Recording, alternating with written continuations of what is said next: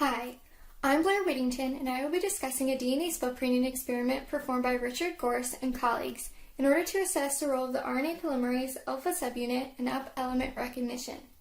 This particular experiment corresponds to figures 6.26 and 6.27 in the textbook, 5th edition of Molecular Biology, and this video is made on behalf of MCDB 427 Molecular Biology at the University of Michigan. Before I can get into the details of the experiment that I will be discussing in this video, it is first important to note what Richard Gorse and his colleagues knew at the time of their experiment. They knew that two forms of RNA polymerase exist: RNA polymerase core enzyme and RNA polymerase holoenzyme. Each form of RNA polymerase is comprised of two alpha subunits, a beta subunit, and a beta prime subunit. RNA polymerase holoenzyme differs from RNA polymerase core enzyme in that it contains an additional subunit, called the sigma factor. Researchers knew that the sigma factor conferred the holoenzyme with the ability to bind to promoter DNA in a specific manner. Before I move on, I want to make note of the fact that these representations of RNA polymerase are oversimplified, and that the alpha subunits are actually comprised of the N-terminal domain and the C-terminal domain, but I'll get into this later on in this video. Gorse and his colleagues also knew that bacterial promoters contain a core promoter, which is comprised of the -10 box and the -35 box, located 10 and 35 base pairs upstream of the transcription initiation site, respectively. They also knew that in some strong bacterial promoters, such as the RRNB-P1 promoter that they would use in their experiments, there was an additional promoter element located upstream of the -35 box. This cis element was called the up element, and it will be the focus of their experiment. Before I move on, I want to make note of the non-template strand sequence that is located below this figure. As you can see, in the regions corresponding to the up element and the core promoter elements, there are several A and T residues. These A and T residues will be important when interpreting the results of their experiment later on. As alluded to previously, Gorse and his colleagues knew that the sigma factor of RNA polymerase holoenzyme binds to and recognizes the core promoter elements. So if the sigma factor is responsible for recognizing the core promoter elements, which polymerase subunit is responsible for recognizing the up element? They hypothesized that it was the alpha subunits of RNA polymerase holoenzyme that does so. In order to test their hypothesis, Gorse and his colleagues performed DNA footprinting experiments. DNA footprinting is a method for detecting protein-DNA interactions that can tell where the target site lies on DNA and which bases are involved in protein binding. DNA footprinting relies on the fact that a protein, when it binds to DNA, covers the binding site and protects it from attack by DNAs. Therefore, it leaves a footprint on the DNA. The first step in a footprinting experiment is to begin with a double-stranded DNA, of which one strand is unlabeled. It's important to note that either the non-template strand or the template strand can be labeled, and either the 3' end or the 5' end can be labeled. It's just important that only one of these strands is labeled and at one end, as shown here. Next, you want to bind the protein of interest to the DNA. We do this because we are interested in assessing protein-DNA interactions, and it is believed that when a protein binds to DNA, it protects it from cleavage by DNase 1. Next, we treat the DNA-protein complex with a mild DNase 1. DNase 1 is represented by the scissors in this picture. DNase 1 under mild conditions cuts on average of only once per DNA molecule, as shown here. Again, it is important to note that in regions of the promoter DNA that are protected by protein, this interaction makes the DNA inaccessible to cleavage by DNase 1. Therefore, DNase 1 is only able to continue cleaving DNA in regions that are accessible to it. We obtain fragments such as these. Next, you want to remove the protein and denature the DNA. Before I show the denaturing of DNA, it is important to note that we also obtain unlabeled fragments. For the purposes of this experiment, however, we are only interested in the labeled fragments. Next, we would run these fragments on a gel by electrophoresis. Here is just a simple example. In lane 1, 0 units of protein were added.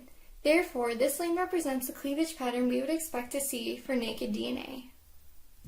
In lane 2, 1 unit of protein was added, and as you can see, there appears to be partial digestion in part of the DNA. This implies that this region was partially protected from DNase 1 cleavage by the protein. In lane 3, 5 units of protein were added, and we can see there is complete protection from cleavage by DNase 1 from the protein.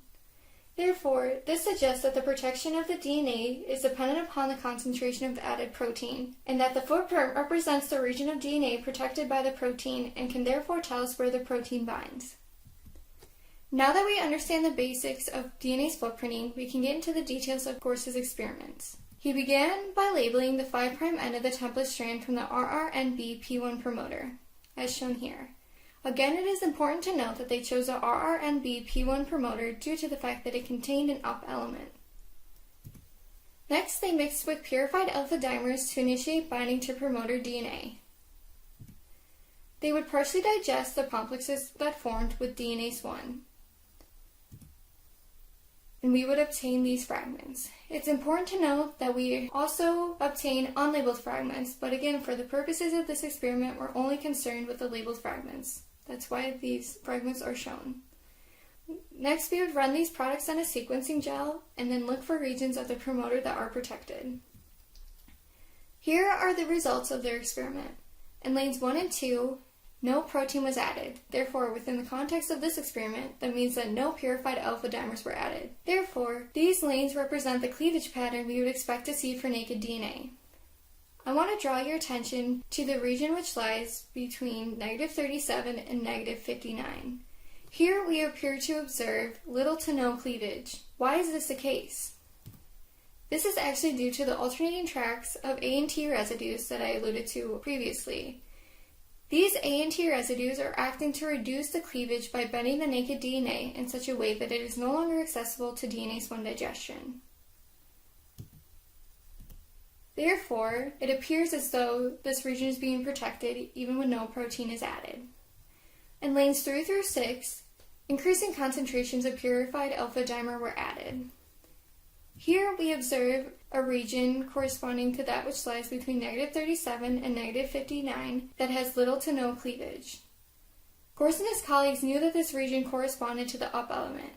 Therefore, due to the fact that we observe little to no cleavage in this region in the presence of the purified alpha dimers, this proves that it is in fact the alpha dimers that are binding to the up element and protecting it from DNase 1 cleavage.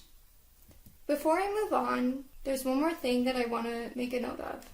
Had I not told you that it was the 5' end of the template strand that was labeled as opposed to the 3' end, you would be able to obtain this information by looking at the gel.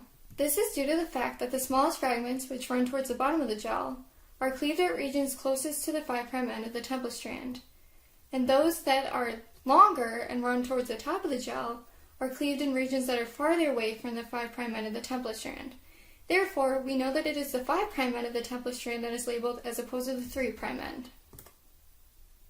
Gorse and his colleagues performed an additional DNase footprinting experiment, in which they would label the 5' end of the non-template strand from the same promoter instead of the template strand, as shown here. Next, they would mix with purified alpha dimers, as they had in the previous experiment, but this time they would also add RNA polymerase holoenzyme to initiate binding to promoter DNA. Then, they partially digested the promoter alpha subunit and promoter RNA polymerase complexes with DNase 1, and they would obtain these fragments. Here I am cartooning only the labeled DNase 1 cleavage products. Next, they ran these products on a sequencing gel and looked for regions of the promoter that were protected. Shown here are the results of their experiment. In lanes 1 and 2, no purified alpha dimer or RNA polymerase holoenzyme were added. Therefore, these lanes represent the cleavage pattern we would expect to see for naked DNA. I want to draw your attention yet again to the region that corresponds to roughly -37 to -59, where we observe little to no cleavage in the absence of protein. Why is this the case? Again, this is due to the fact that the alternating tracks of A and T residues present in this region are acting to reduce cleavage by bending the DNA in a way that it is no longer accessible to DNase 1 cleavage.